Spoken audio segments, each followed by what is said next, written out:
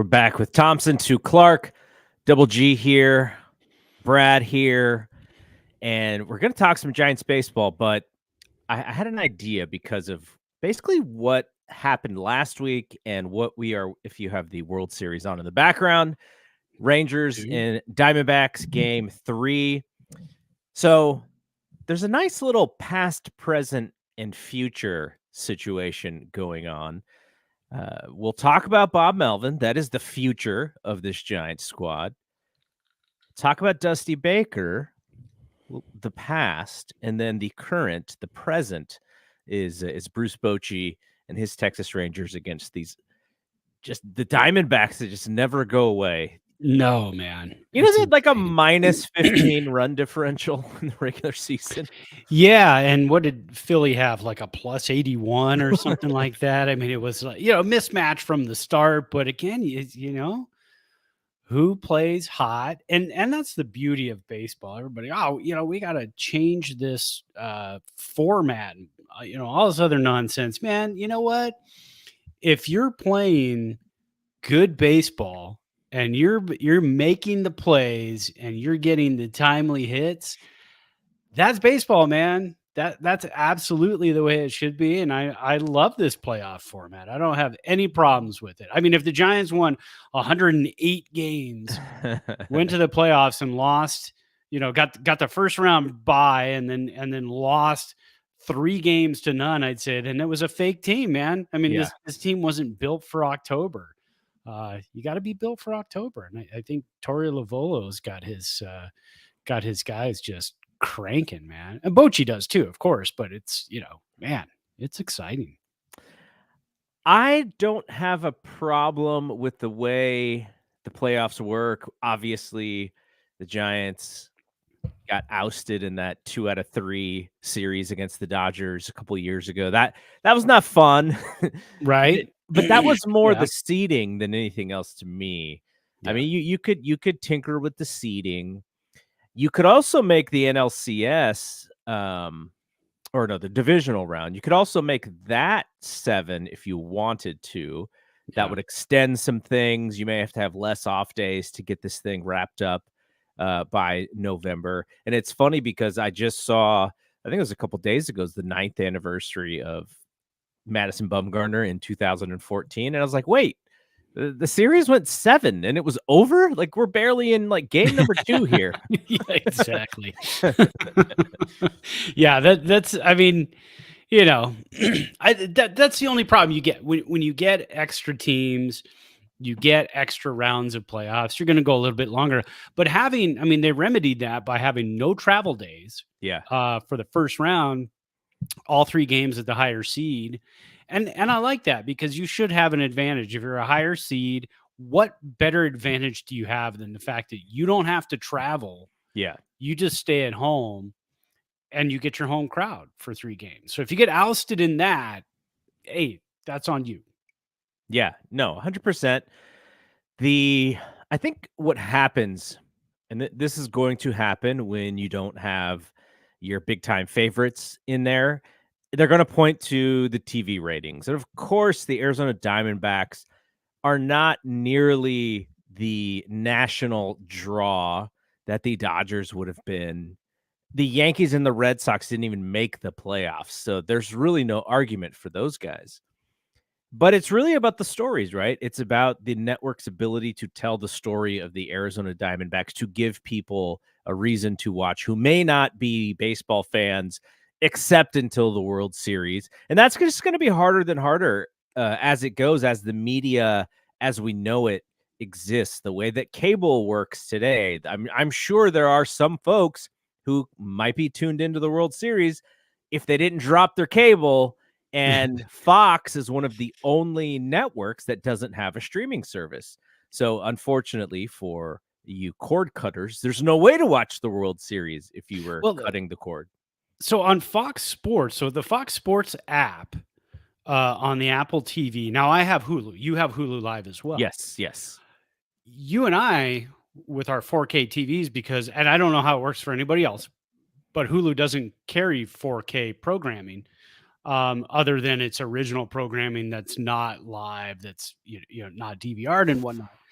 We can watch the World Series in 4K, which I was doing the other night, and it was absolutely fantastic. College football on Saturdays in 4K and whatnot, but only Fox Sports. Mm-hmm. And again, I believe you have to have some sort of service that Yeah. also gives you Fox on Yeah. it. You have to have some sort of cable Yeah. subscription. By the way, the Rangers are starting to hit the baseball right here in the Oh, third inning. It's now oh, 3-0. was that a Seager yak? Yes. He just hit Good a 2-run gosh. jack. Man, this is going to be the Corey Seager show. If the Rangers end up going and winning this thing, then he's going to be battling Adolis for the MVP if they go on to win this year. Insane postseasons by those guys. Yeah. So we'll circle back. We'll give our predictions, and basically, if this game gets out of hand, that might bias our prediction a little bit. I'll say right now, I'm just leaning towards Texas just because of the Bochy factor and the fact that it's probably a little too early for the Diamondbacks.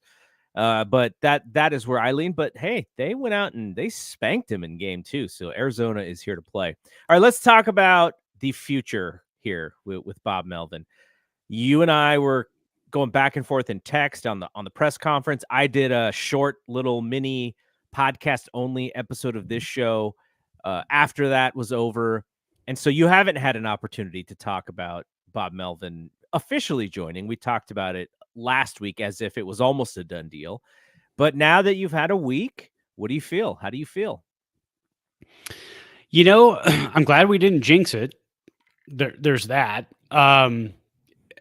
I am more and more and more on board as the days go by. I'm going to be a little bit more excited when we start to hear about the coaching staff. Mm-hmm. Sounds like Matt Williams is coming.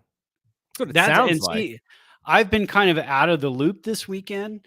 I haven't had a chance to see too much in terms of that. I've been, just kind of.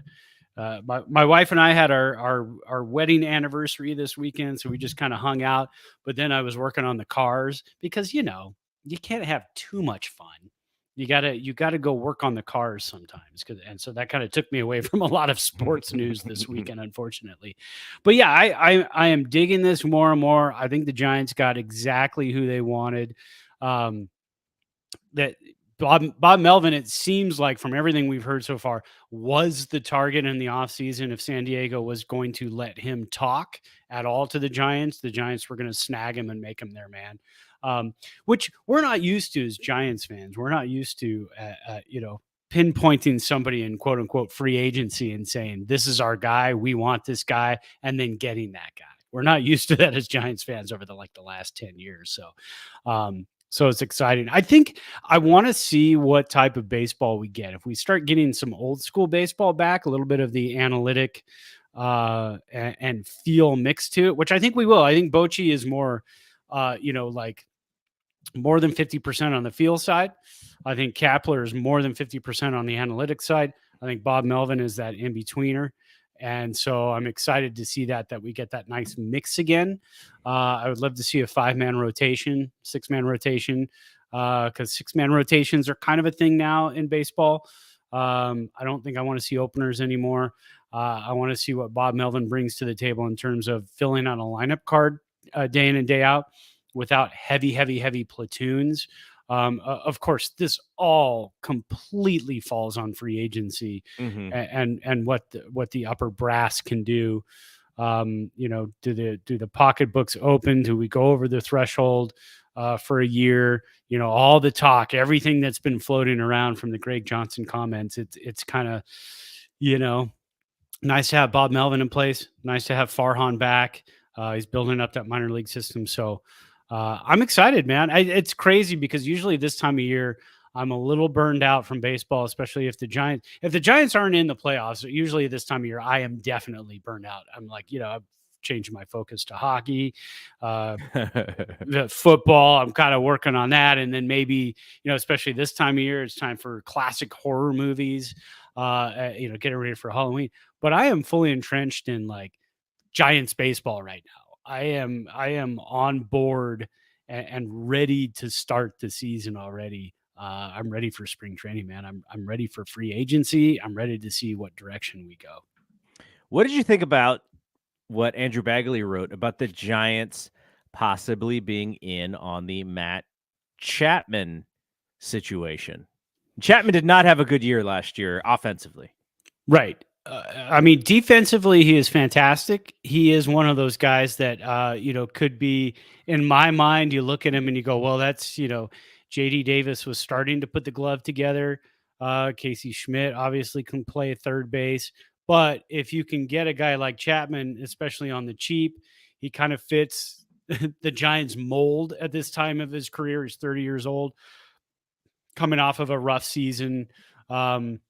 May want to get back to the Bay Area, may want to play for Bob Melvin again. So a lot of things kind of pointing in that direction that could work for us. I think I'd be okay with the move.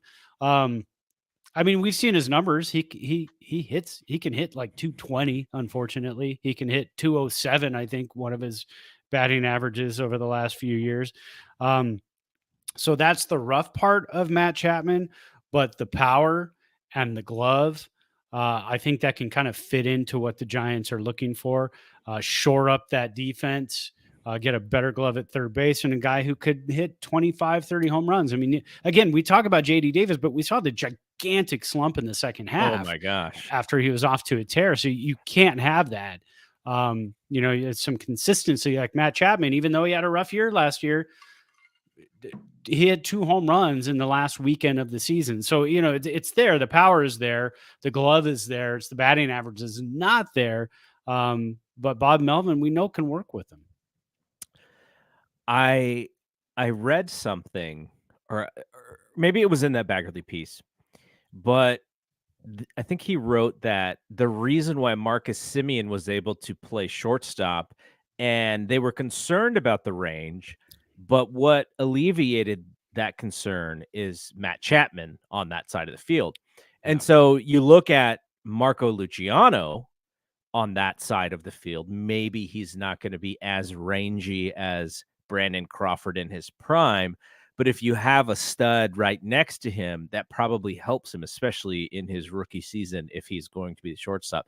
That is intriguing to me, and maybe you do give up a little bit of the bat. JD Davis, nice player. Casey Schmidt, not ready, obviously, based on what we saw this year. Wilmer is going to Wilmer. He's going to play, a little bit of first and hopefully not too much second. He can play third in a pinch, but hopefully he's just mostly going to be a DH. So there's options, for them there. And I would like, if you tell me right now, and this is going to cost some money, but if you say Matt Chapman is your starting third baseman and JD Davis is not, I think I'm pretty okay with that. And that's not a slight at Davis. It's just that I think Matt Chapman is a little bit better of a baseball player. Now, I think the expectation is that if he doesn't hit 25 jacks, does that mean he's a disappointment? And I think you have to look at it a little bit differently. But the way that baseball free agency works, somebody is going to pay him as if he can hit 25 home runs every year. So that's part of the problem. And I think with the Giants, what they really need to do is mix in veteran. I'm trying to say this nicely. Veterans who have had success in the past, because we're going to have a lot of youth this next season. But I think Farhan and I think Bob Melvin would like to minimize that youth, because a lot of these guys came up obviously prematurely. The Giants just, due to injuries, due to non-performing, the Giants just kind of had to shove some of these guys along. And also they, Meckler, Luciano, they get up to AAA and they start mashing the ball. Then what do? The fans see that and they go, our roster up here is boring. Those guys, those kids, they're exciting in AAA. We want them up here. So you kind of, their hand was forced. So if you can mix in other guys, I mean, again, I'm trying to say this nicely. Conforto, Haniger, they aren't the guys who are veterans who have had success to the level of a Matt Chapman, who's been in the top 10 of MVP voting two years in a row. He finished 6th and 7th, and I think what year was that? 7th and then 6th, 2018, 2019. Not that Not far that long removed, ago. Yeah. but that success and knowing what it takes, and that success was in Oakland, and that success was under Bob Melvin. So I mean, it's kind of a match that really makes sense. It would be a very exciting move. Yeah. I'm going to give you 3 players, and I want you to rank them in importance of how badly you want the Giants to sign these guys. Okay. So the first one, and this is going to be the non Otani edition. Yeah, Otani. I was gonna say you kind of have to take that one out because you'd love to have him, but I'm also kind of shifting gears of like, we're probably not gonna have Yeah, him. yeah. So yeah. Okay, here are the 3 players. Number 1, Yoshinobu Yamamoto, who we've been talking about. It's funny because Melvin, Melvin or Zaidi was like, yeah, we can't talk about these guys yet because they haven't officially been posted. So it's like you can't really So say he's like, anything. hey, yeah, that's enough. Yeah, I guess you get fined. Is it tampering if you talk about You these guys if they're not posted yet? I'm not sure how it works in the international rules, but yeah, if you start talking about, we'd love to have Matt Chapman. Let's get Matt Chapman over here. We're going to talk to him. I think that's a problem. Yeah. Yeah. Okay, so Yamamoto, Cody Bellinger, Okay. and then the third player I'm going to list here, just because the Giants have been tied to this guy, Jung-Hoo Lee from the Korean League. Those 3 guys, I think if the Giants got one of them, it would be awesome. If they got 2 of them, you're talking about, possibly winning the offseason here. But how would you rank them? Who do you want more first, second, and third? Not to be too boring, but I think you just ranked them for me. Yamamoto would be my number 1 because I love pitching. I mean, going through 10, 12, and 14 and having dominating pitching, that's exciting. But now you're watching the World Series and you get a Max Scherzer out there Oh my who's God. now getting shelled. And what is he giving up 3 runs in 3 innings and 4 innings now? It looks like he just got through whatever that inning. I think. Yeah, but he's down 3-0 now. No, I'm sorry. No, yeah, Scherzer's bad. up. Yeah, Scherzer's shutting him out. So I mean, but again, you're still seeing like what was it, a 7-1 ball game the other night? Yeah. You've seen a lot of home runs. You've seen a lot of runs scored during this playoff series. So having that pitching to kind of nullify that when you're not a team that's going to go out there and score 6 runs a game, which the Giants probably won't be this season. I think, honestly, even no matter who they get, offensively, I don't think they're going to be a team that scores 6 runs a game. If they can score 4 or 5 runs a game, and then they can also, shut down the other team and only allow 3 runs a game with your starting pitching and then get to a nasty bullpen. So, yeah, I think I'd put Yamamoto first. Oh, kind of a toss-up for the other 2, but I like Bellinger. I mean, God, we've needed a center fielder for how long now? So to have a glove out in center field, the guy who has the potential to hit 300 and a guy who has the potential to hit 30 home runs, I think those would be my top 2, and then Lee would be my third. Yeah, and the hard part is we've heard the least amount about Lee, so it's kind of hard to kind of go, oh yeah, we're big Lee fans here. Yeah. Really, and no slight on Lee's. I think that's probably why I put him third too, because I've seen the videos on Yamamoto, and we've seen firsthand what Bellinger could do against us for years. So yeah. Some interesting rankings that I saw of Giants free agents. There's a tons of lists out there. If you want to look at, MLB has their list. There's different websites that have their lists. And I was looking at where Jock and those guys would be on the MLB list as far as free agents are concerned. Jock would be like 40th on this list that I saw. Wow.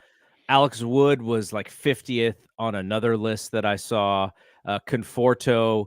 I don't know if Conforto is not listed here just because he's still not opted out, but one other list had him in like the late 20s. So the guys that the Giants have who are free agents, they may not be as highly sought out as maybe we thought. But yeah, as happens as you get late in the free agency game and you miss out on your first and your second and your third, and all of a sudden, Michael Conforto, you talk yourself into it. It's only been 3 years since he was an all-star, and you do it.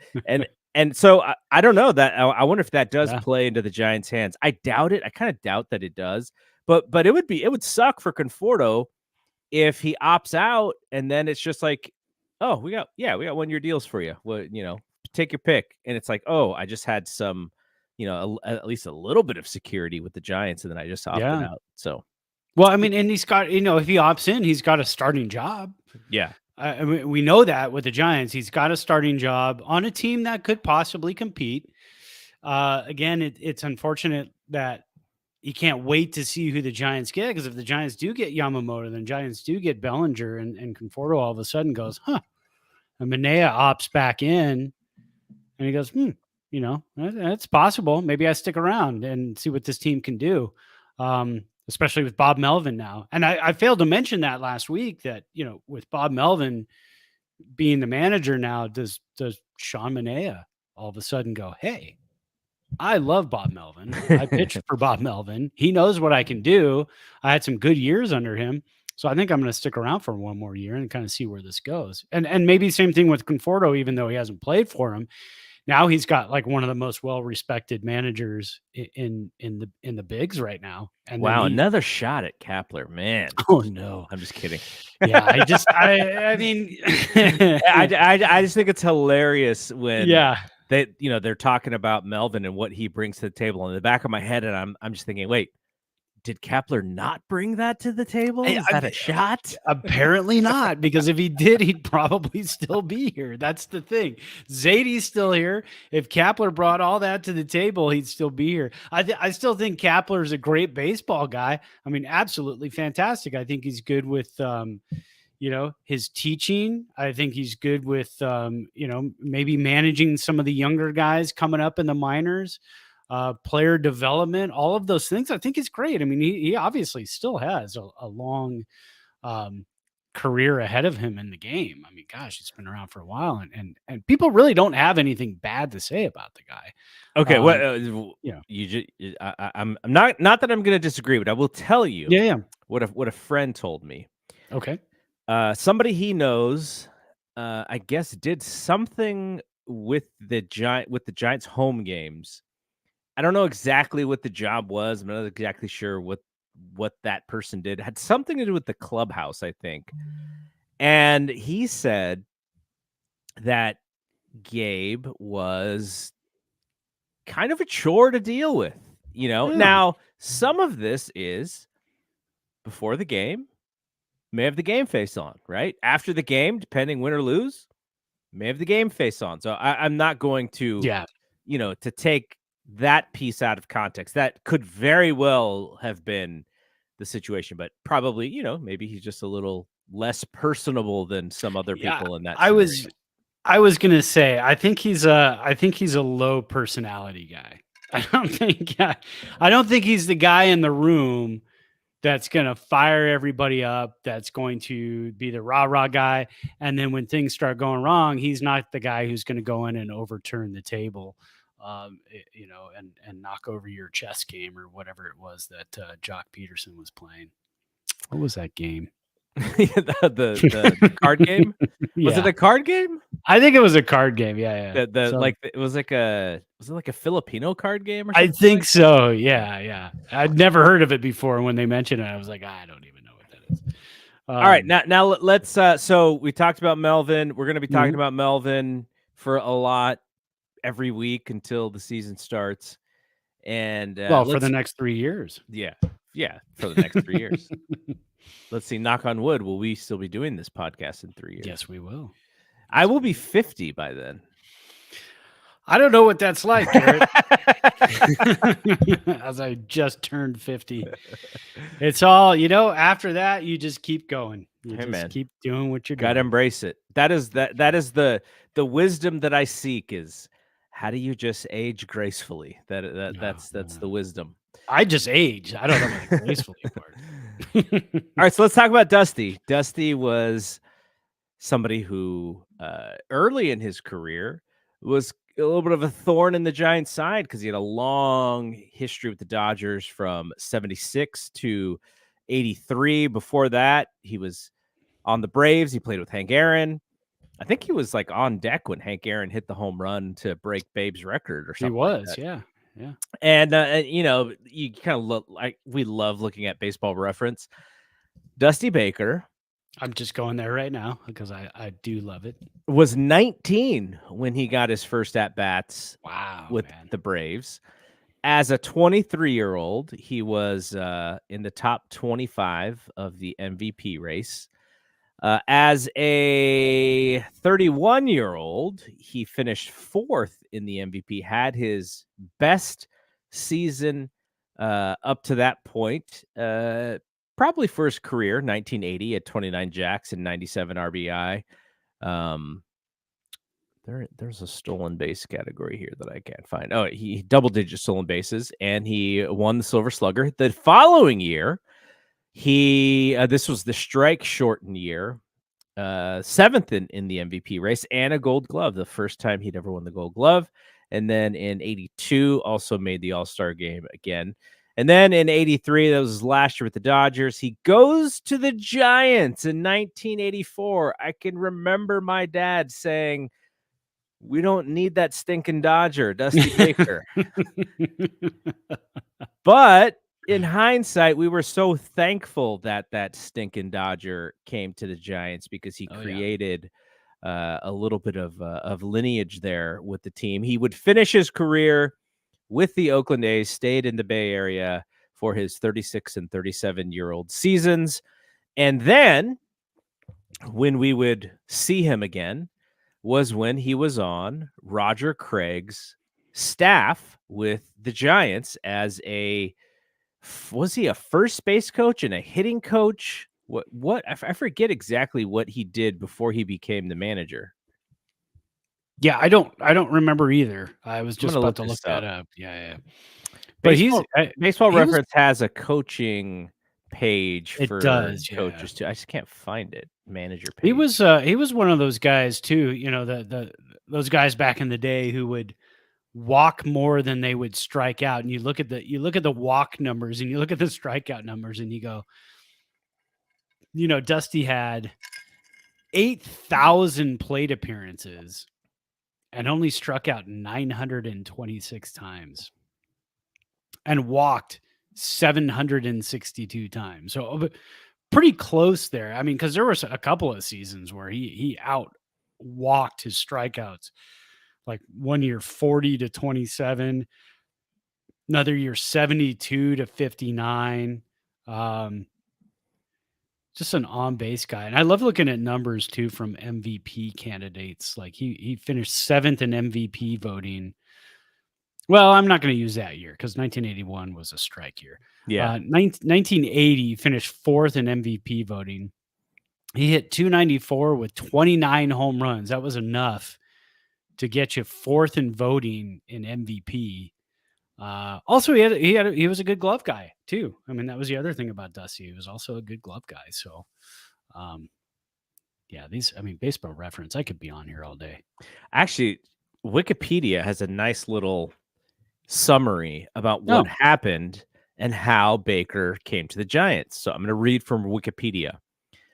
Baker was working as a stockbroker in 1987 when he received a call from Hank Aaron, Joe Morgan, and Frank Robinson to go to Dallas, Texas to try to get jobs for minority baseball players after they finished their playing careers, which came in wake of controversial remarks by Dodgers general manager Al Campanis in 1987.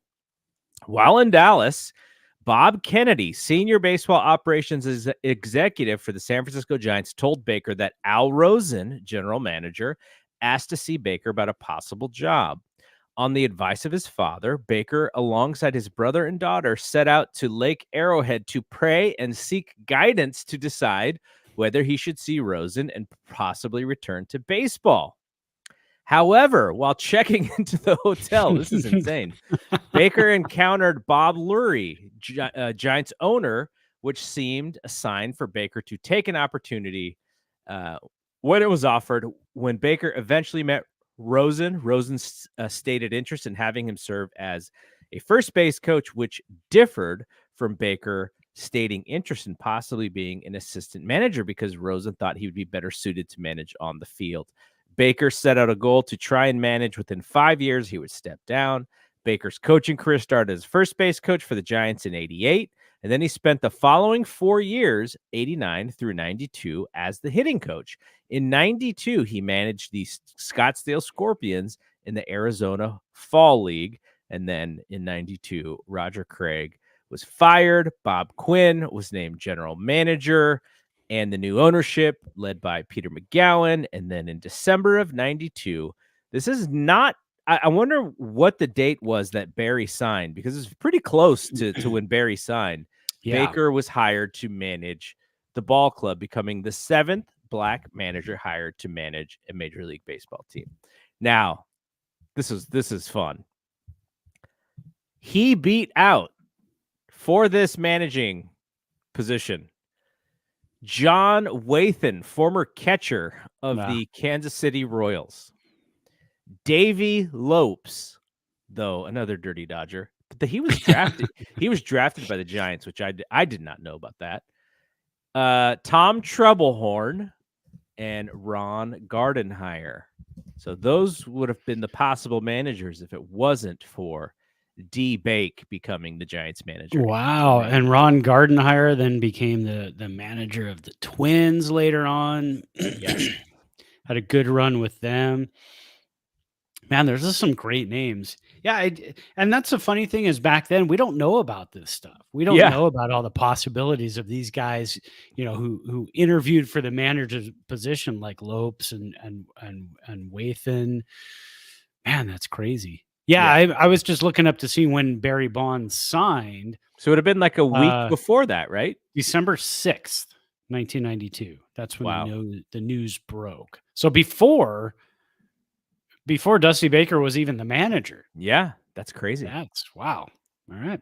I'm sure that would have been an automatic for him. Well, I wonder if he had an opinion on it. I wonder if they asked Bonds, what he thought about who he wanted to be managed by. That'd be interesting. It's quite possible. Yeah.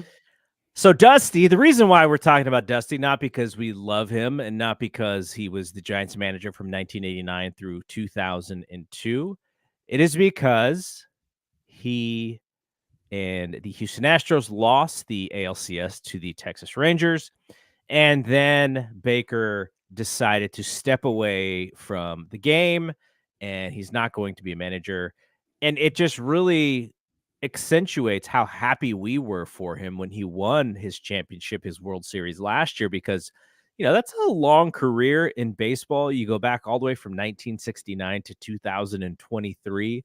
All the years that he's given to baseball. So happy that he got that last year. And, it sounds like he was thinking about it after the end of last year, but he did come back this year and stuck it through. They got all the way to the ALCS again. So another fantastic job. And I think there's been some years past, right? There's been 21 years since Dusty managed for the Giants. And 1993, he comes in and they get Barry and they're off to the races, and then they sort of falter at the end of the season. He makes this decision that Solomon Torres is going to start the last must-win game. Today it would be a lot different because you maybe you would try and get in a couple of innings out of Torres, but maybe you throw an opener and Torres comes in to pitch some swing innings, and you're trying to make it a bullpen game. But that was not the case. So that was the decision number one that I think most fans would think that Baker, maybe made a questionable decision. And then in 2002, I don't want to bring up this bad memory again, but it's just on his resume, right? Where he takes out Russ Ortiz gives Russ the ball as if to signify, hey, you pitched a hell of a game and we're about to win the World Series. And we didn't win the World Series. We would go Yes. on to lose that game in the most heartbreaking fashion of just about anything I've ever encountered. And then in Game 7, it wasn't really that close for them. So, Yeah. but there were some ups during that time frame as well. The Giants were, I would say, they were good more often than they were bad during that time period of Dusty at sure. the helm. And I've mentioned this before, but I'll say it again here. My favorite Dusty Baker quote: the Giants were playing the A's in interleague play, and I don't remember the exact reason why Tim Hudson plunked Bonds, but he plunked Bonds, and they were kind of mad at the fact that he plunked Bonds. And I think Hudson maybe, didn't apologize for plunking Bonds. And Baker's quote was that Tim Hudson was a little too light in the ass to go after Bonds. Tim Hudson, who would then be on the 2014 World Series team. The light in the ass. I hadn't heard that. Light I hadn't heard that in one the before. ass. Oh God. I do miss the post games with Dusty. I do miss the fired up Dusty coming flying out of the dugout and with the wristbands on. Oh yeah, the flinging wristbands. those long arms that he's got, and just angry, and but then the toothpick and the smacking on the smacking on the top of the dugout railing and clapping his hands. And I mean, he was a character, man. He was a lot of fun to watch as a Giants fan, just seeing Dusty in the dugout all the time. So baseball is going to miss him, man. I mean, look, he can still manage. I mean, the guy it took the Astros as far as they did, especially with the injuries and when the pitching started falling off, and that team hit the skids and then had to try to bounce back at the end of the season. To get as far as they did and go into the ALCS with the Rangers and go toe to toe with them. I mean, that was the guy can still manage. So when he was on the Giants staff, I think he was not even 40 yet when he became the first base coach. And so, you think of back then when you and I are teenagers and he's the manager and he's 44 years old, we probably thought, oh, this guy's kind of old. But if you think about it, 44, that just finished playing the game 3 years earlier, and then he's managing. He was out of the game. So yeah, what a cool way that he was brought into the organization. I do, I have a book that remember when we had Charles on, the guy who got all the autographs of that one team.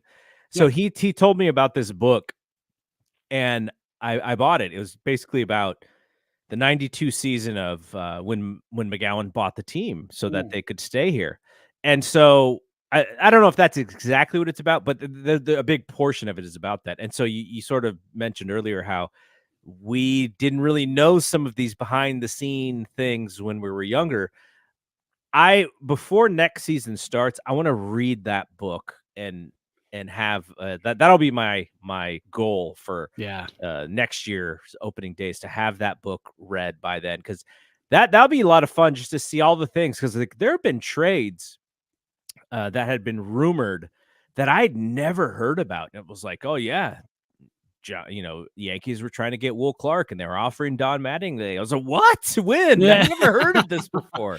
I vaguely remember something about that, but yeah, no details, because again, we don't have the level of, no, I wouldn't say reporting, but the level, I'd say the number of reporters that we have now, or bloggers, or people who have access to, the clubhouses and dugouts and everywhere, and access to people via social media. I mean, you can have a blogger who happens to know somebody in the Yankees organization, who may know somebody in the front office, and all you have to do is send them a text at 2:00 in the morning, and that person hits you back, and all of a sudden you have information. Back then, it wasn't like that. You had to dig. I mean, you had to really go around. You had to make phone calls. You had to show up at places and try to get people to talk. Nowadays, it's like, oh yeah, I'll talk to you, whatever.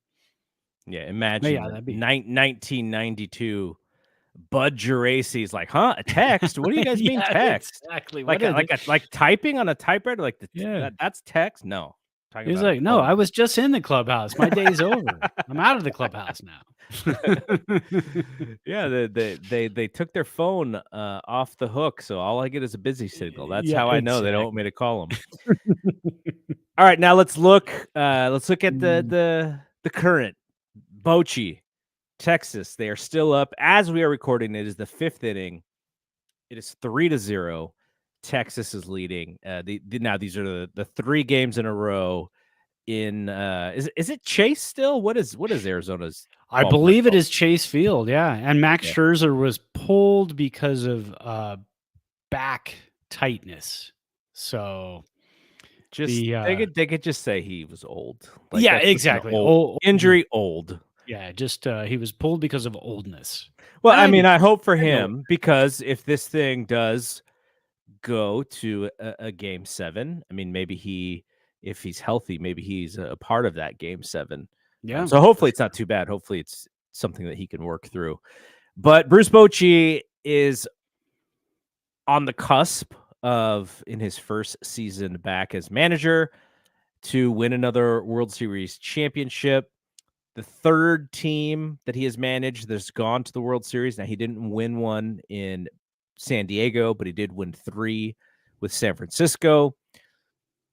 I fully expect the Rangers to win because the Diamondbacks' rise is it's hard to explain. Like Yeah. we Giants played the Diamondbacks 14 times or whatever it was, and not one time did I think, you know what, these Diamondbacks don't have a chance to win the World Series.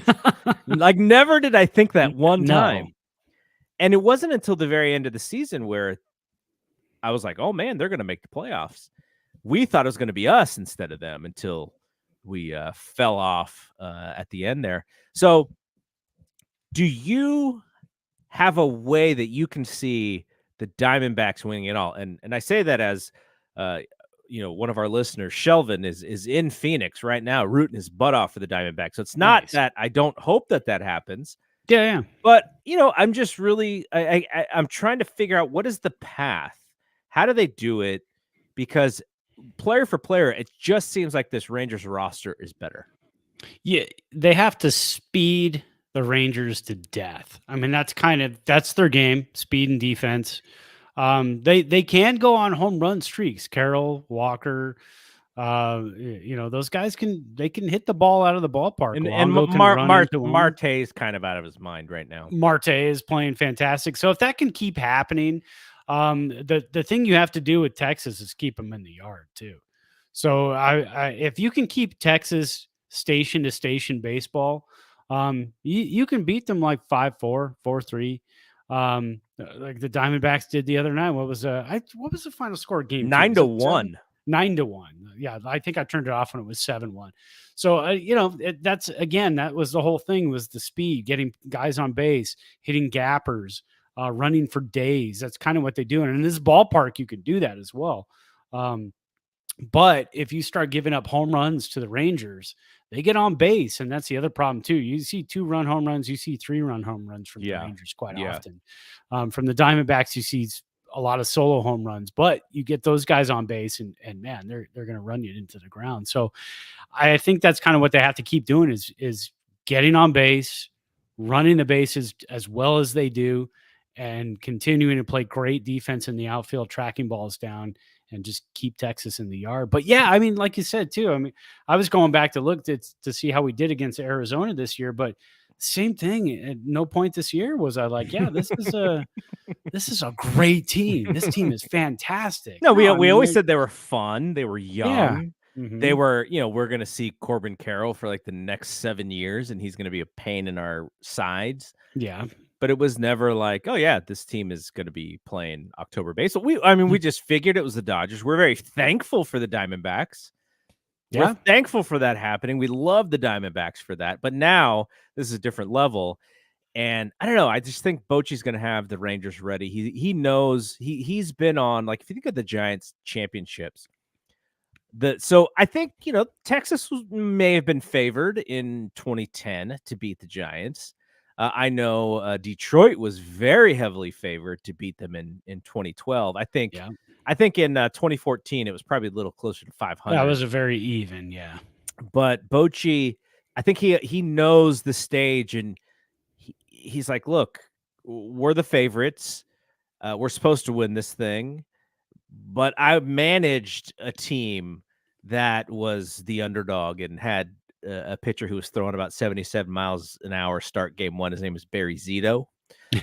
And a portly third baseman who hit 3 jacks, 2 of them off of Justin Verlander in his prime. His name was Pablo Sandoval. So Oh, yeah. Bochy just has so much experience in this moment. I got to imagine that this team is ready. And but look, Diamondbacks won game 2 in Texas, and they kind of won it running away. So Yeah. This game is going to be interesting if the Diamondbacks can come back and fight, having 3 games at home. If they lose one, they obviously can't finish it at home. But I like the fact that they're competing, so it makes it interesting. And yeah, the idea that not a lot of people are interested in this World Series, I sort of get it, but I think we love the story of Boch. We know the Diamondbacks fairly well, so we're probably slightly more invested than the national fan. Yeah, you're right. And like you said earlier too, you're leaning towards Texas because of Bochy. I'm honestly leaning towards Texas because the Diamondbacks are in the West. I don't want to hear about it. Yeah, that's a good one. I don't want the Giants to open in Arizona where the Arizona is unfurling You the get to flag see their and, rings. getting the rings and all that. I don't want to deal with that in the National League West, man. That's a good point. It's a great so point. I think Bochy needs to take this one for us. All right, let's end the show by talking about our drink here. Right I love grocery shopping, and sometimes my wife will decide to go grocery shopping early. She's been up since 6, and just getting stuff done, and I'm kind of waking up, getting my coffee, and I'm like, where'd she go? Oh, she's knocking at the door. Groceries are here. Put them away. And so I'm like, oh man, I didn't get to go to grocery store, but Oh, I no. did get to go to grocery store this weekend, and I remembered a flavored flavored whiskey that I had a lot of during the pandemic when we first started the show. Jameson makes a few different types of whiskeys. They have their normal Irish whiskey. They have an IPA flavored and also a stout flavored. There's like an orange one too, but I can't imagine tasting the orange one. I'm not down for that one. But I haven't had the IPA flavored one in a while. And like I've told you, I like the taste of beer. I do not like feeling bloated when I drink beer. Right. So this is actually perfect because I get the IPA flavor, but it's whiskey, and so I don't feel the rumblings in my stomach after I drink it. So this is like the perfect thing. And then I saw that you had a beer, so I'm like, perfect. Yeah. We kind of got the same flavor going on. Yeah, I was gonna go with some bourbon tonight, but then I had some last night. Had some nice red wine over the weekend for our anniversary, and I was like, I'm really in the mood for a beer. So I haven't had this time of year. So tomorrow night for Halloween, we like to we have this candy shoot that we set up, and then we just kind of hang out on the porch and usually crack like a bottle of red, or I have like a heavy stout or something like that. So tonight I went with the Hop Hunter.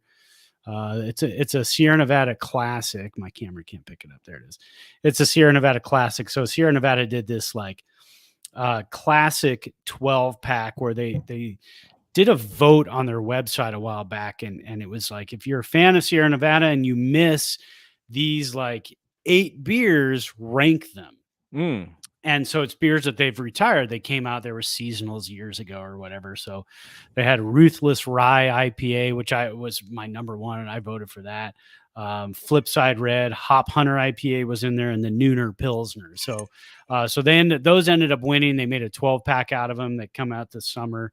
And the Hop Hunter is really good. It's made with distilled hop oil.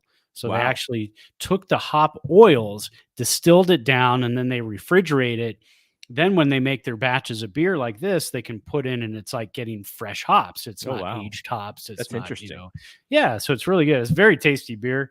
So I'm cranking that one down tonight because lots of sports on tonight. We got Oh, yeah. the Raiders playing against the Lions. We got the Rangers and the Diamondbacks in the World Series. A lot going on tonight, man. The Warriors are playing right now. Oh, I that's right. watched the first, like the first 7 or 8 minutes of the first quarter.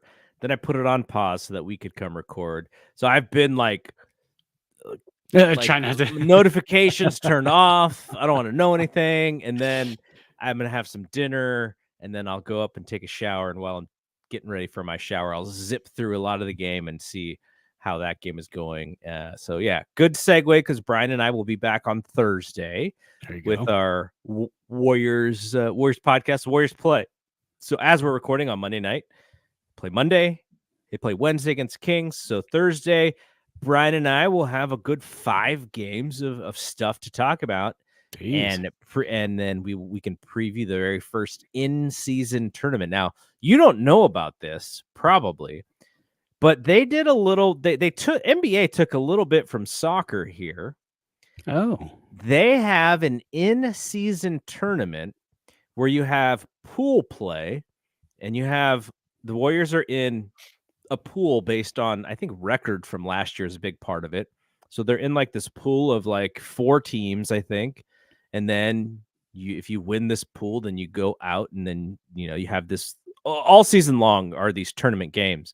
So the beginning of this tournament starts Friday. They have they've created different colored floors. I don't know if the actual broadcasts are going to be any different for these in tournament in-season tournament games, but it's an experiment. And I always thought it was an experiment to sell a television package of games to a network. They're like, Turner wants this, ESPN wants this. Hey, Amazon, we got this in-season tournament package that's nice and fresh here. You can be at the forefront of this brand new idea that we're stealing from soccer. So yeah, kind of interesting. Now what is the end game for that? So there's a tournament, and then if you get out of the pool, do you play in like a playoff type of thing? Yeah, there's a playoff, and I think it's one game. So win or lose, win or go home, essentially. Okay. And the championship, and maybe the semifinals as well, is going to be in Vegas in December. Wow. So they're really doing it up pretty big. I like that. I really hope that catches on here in the States in terms of all of the sports, because honestly, one of the best things of being a soccer fan is if you're a fan of a team and for some reason that team isn't meeting expectations and you're not in the top 3 or 4 and you're not going to get to the Champions League next year, and you may not win your league, because again, there's no playoffs in soccer. It's just you finish the top of your table with the most wins and the most points, you win the league, and that's it. So to have these in-season tournaments of all these different cups that these teams play in, it's so fun. I mean, it's a whole other level. And honestly, it makes it that much more exciting when you're playing a video game like FIFA. Yeah. And then that it's like, oh, well, I'm doing okay, but tournament game all of a sudden in the middle of the season. Now I got to figure out who I want to play, who is going to rest. And that's what, so that's what's going to be interesting with the NBA too. Are they going to have like, the coaches are going to have to decide, well, this game's not as important as the season game coming up against the Lakers in 3 days. So I'm going to rest these guys and whatnot. So it'd be interesting to see how that plays out. I think the thing that I'm having a hard time with, and this is most NBA fans, is what's in it for the players other than a couple of bucks. For the stars, a couple of bucks is like, give this to put this on a tip for my house cleaner at the for Christmas.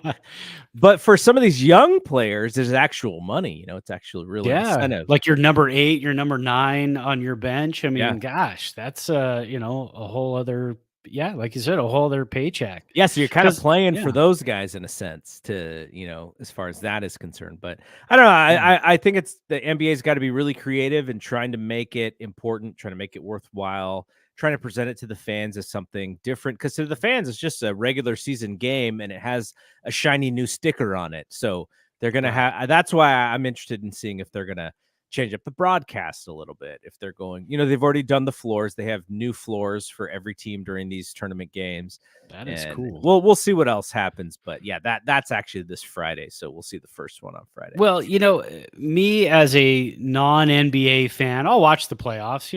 If the Warriors are in, I'll tune in. But being as a non-big NBA fan, I'm interested in this tournament now. I mean, that sounds exciting to me. So I guess they've already done their job. All right, we are done here. We'll be back next Monday. We're gonna have to figure out some schedules around the holidays. Actually, what? The holidays Yeah. are not. We record Monday. The holidays are on Thursday, obviously for Thanksgiving, and then I think is Christmas on the weekend this year. I think they are, from what I remember, because I've taken a couple of days off. I haven't had to take too many off. So let's see. Actually, Christmas is a Monday, and New Year's Day is a Monday. So it looks like we'll be So we'll be pushing those out a day. Tuesdays on those days. So Yeah. And the Rams play the New York Giants on Christmas Eve. Or no, sorry, Wow. New Year's Eve. New Year's Eve. We play the New York Giants. What's up with Stafford? What's up with his thumb?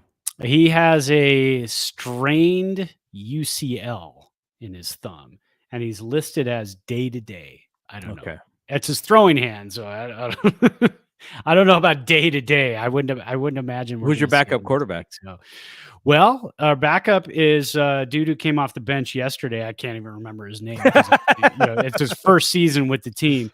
But Stetson, the quarterback from that they drafted from Georgia, ended up going into what's rumored to be rehab. So he's actually hasn't been with the team the entire was season. the thing behind that. Got it. Yeah, so they tried to get Wolford, who they had last year, off of the Tampa Bay Bucks practice squad, and he politely declined. Oh, wow. He said, "I'm going to stay with Tampa Bay." Yeah, I'm not quite sure Baker Mayfield's going to last here. I might have a shot to. Yeah, exactly.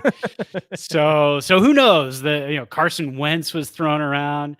Nick Foles. Carson Palmer's still around. He's got to be about 45. I think so. Yeah, get him out. Mark Sanchez up in the booth. Bring him on down. There you go. He can do it. Tom Brady's out there. No, stop it. All right. We'll be back next week. For Brad, I am Double G. We will see you when we see you. Peace out. Peace.